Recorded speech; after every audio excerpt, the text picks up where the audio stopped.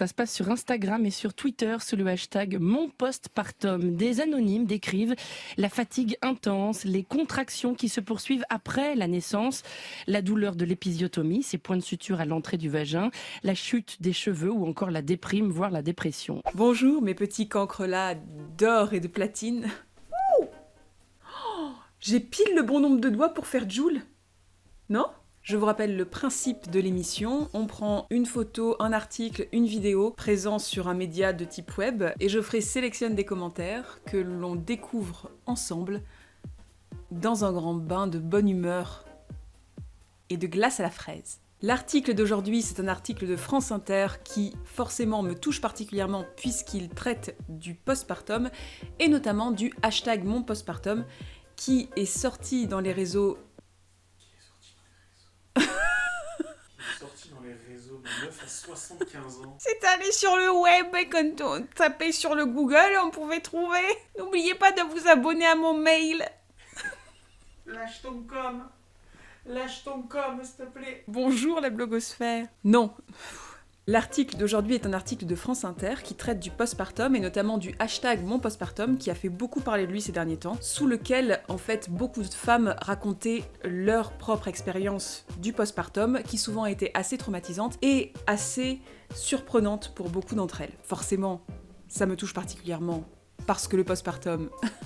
Je suis en plein dedans. Le hashtag #MonPostpartum, ça a beaucoup fait parler et c'est normal parce que ça traite finalement d'un tabou. C'est une période qui est très souvent idéalisée et à laquelle on prépare assez peu, mine de rien, les femmes. En tout cas, sous ce hashtag-là, beaucoup de femmes ont pu s'exprimer sur notamment la fatigue, la tristesse, la solitude et la douleur physique même qu'on pouvait ressentir juste après et parfois des mois après avoir accouché. Donc, une libération de la parole, bienvenue. Et un coup de poing dans un tabou qui perdurait encore jusqu'à maintenant. Un commentaire de Cathy qui nous dit « Je vous rappelle juste que nous sommes des mammifères, hein, et qu'accoucher parfois c'est pas Disney, ça peut être très long et très douloureux. Parfois c'est plus simple et ça passe comme une lettre à la poste. Mais s'il vous plaît, arrêtez avec vos hashtag qui ne servent à rien. Oui, on accouche, oui, ce n'est pas une partie de plaisir, parfois on est recousu au point de croix et pas dans la dentelle, oui, on saigne après, oui, on déprime parfois plus longtemps que prévu, mais hey, réveille! Tous les autres animaux de la planète aussi, arrêtez d'en faire tout un plat. » Alors oui, effectivement, quel animal de la planète n'a pas dû récupérer après une césarienne ou n'a pas dû reprendre le boulot après à peine 2 mois d'arrêt. Ça arrive souvent chez des mammifères comme les dauphins, par exemple. Alors, d'après tout ce que tu dis, quand même, il était peut-être temps d'en faire tout un plat finalement, puisque ça n'a pas l'air très sympathique, tout ça. Et c'est justement parce que c'est pas très sympathique que peut-être il faut ne serait-ce que s'exprimer dessus. Pas forcément en faire tout un plat. Et alors, il faudrait vraiment arrêter aussi avec ce truc de « Ah, on est des mammifères, du coup forcément c'est plus simple d'accoucher, où on n'a pas le droit de se plaindre parce qu'on n'est que des mammifères. » Encore une fois, hein, les humains, et notamment les humaines, vivent quand même des trucs assez intenses au niveau de l'accouchement et du postpartum, parce qu'il y a toute une société finalement qui s'est créée autour de nous et qui influe là-dessus. Ça peut jouer aussi sur notre différence entre nous, par exemple, et les loutres. Ça peut faire partie des différences. Alors un commentaire de Laurence qui nous dit « Perso, après l'accouchement, mon fils a de suite été transféré en soins intensifs car très malade. Je traversais l'hôpital pour l'allaiter, j'ai pas vraiment eu le temps de m'apitoyer sur mon sort et mes suites de couches. La grossesse n'est pas une maladie, il faut arrêter. Nous avons aujourd'hui des moyens médicaux supérieurs à avant et dans les années 70, on se posait moins de questions. Aujourd'hui, il faut parler de tout, étaler sa vie sur le net et n'avoir plus aucun tabou. Le tabou n'est pas le résultat d'une honte, mais le respect de soi-même, son intimité, mais aussi respect des autres. » Donc là, du coup, on a quand même quelque chose d'assez intéressant sur le côté avant, c'était pire, donc du coup, on va peut-être pas se plaindre maintenant, mes petites minettes, ce qui est quand même assez désagréable, sur lequel on a envie de caler un bon gros... Ok, boomer. On a également le principe le tabou, c'est pas là pour rien, c'est peut-être aussi parce que c'est du respect envers soi. Moi, je vois pas en quoi garder pour soi les suites de son accouchement est un respect envers soi et envers les autres. Je n'ai pas du tout l'impression de faire preuve d'irrespect envers les autres en leur racontant finalement mon accouchement ou ce qui suit. C'est le principe même du tabou, hein, finalement, ma petite Laurence, que de dire faut peut-être pas étaler ta vie et pas parler de n'importe quoi parce qu'il y a des choses qui se disent pas.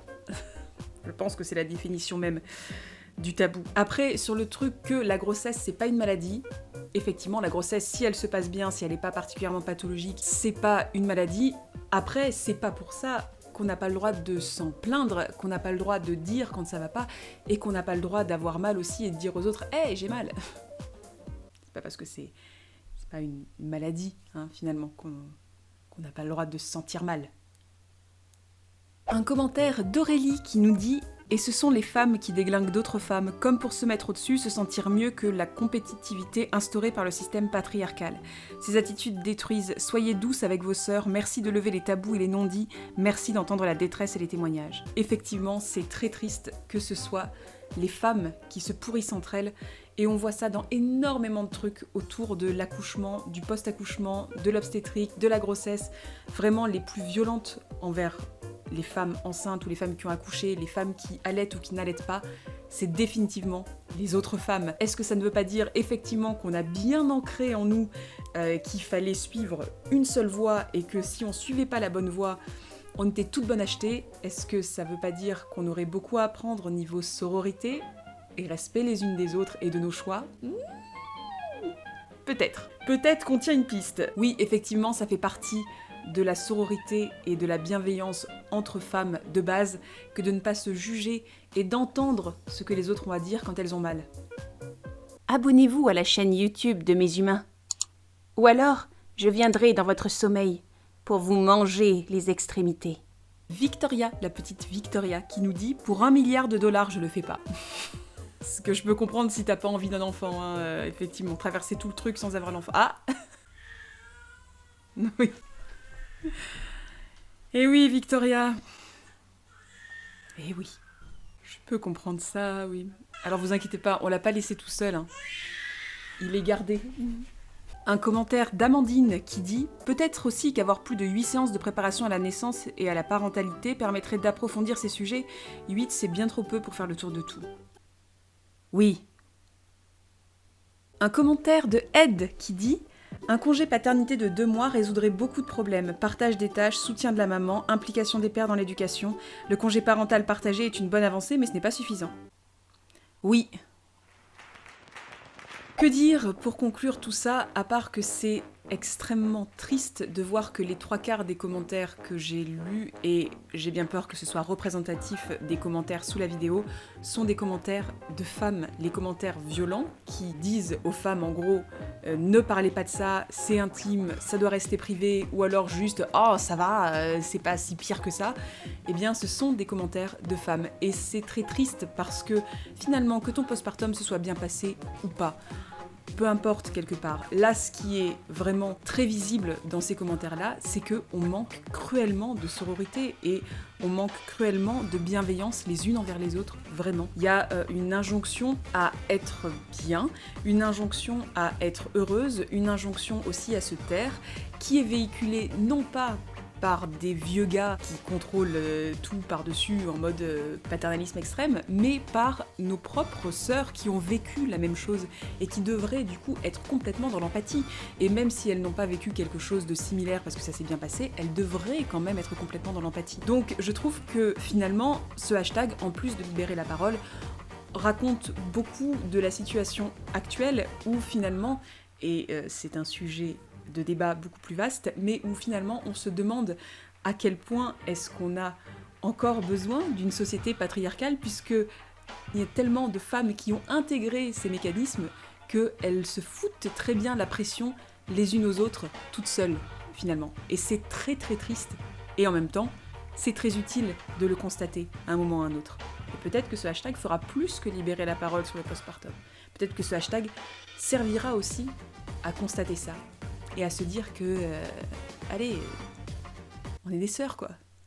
Merci d'avoir regardé cette vidéo. Sache que nous possédons des réseaux sociaux de type Instagram ou Twitter sur lesquels nous postons périodiquement, et même de façon quotidienne, des actualités ainsi que des nouvelles de notre personnalité et de notre chaîne. Merci beaucoup. Si tu veux contribuer de façon pécuniaire à notre travail, sache que nous avons également un Tipeee.